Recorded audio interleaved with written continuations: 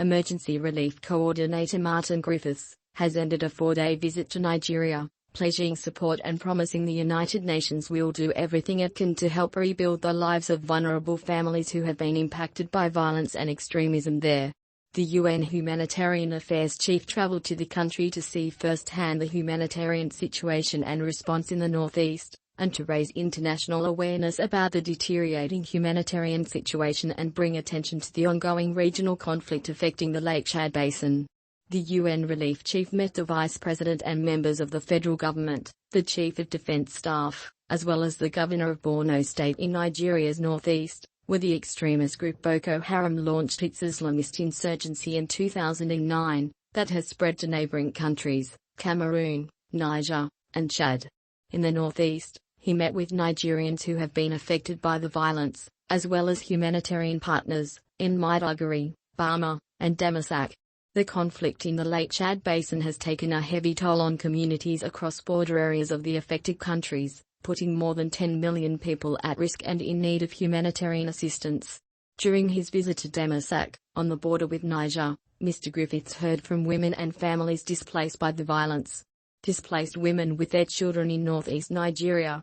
Copyright Anoka, Christina Powell. Displaced women with their children in northeast Nigeria. They told him of their hopes to return home, yet they despaired that they were unable to plan for a better future given continuing insecurity and attacks by armed groups. Mr. Griffiths said, "It's heartbreaking to see the deep impact of the violence and repeated displacement for so many. Yet the people I met demonstrated amazing courage in the face of vicious violence, killings, kidnappings, repeated displacement and sometimes bare survival." In Bama, women told stories of having escaped from years of armed group captivity only weeks ago. "It is our duty to help them rebuild their lives." He said the governor of Borno State had conveyed the commitment of authorities to improve security and build resilience for the most vulnerable. "We will redouble our collective efforts to improve protection of civilians and humanitarian access, and seek durable solutions out of crisis wherever possible," added the UN humanitarian chief. "It is clear we share a common objective, upholding the dignity of Nigerians and finding ways to ease the suffering too many of them face today. People are yearning for security, livelihoods and better access to social services, and we stand ready to make this a reality with the government and our humanitarian partners."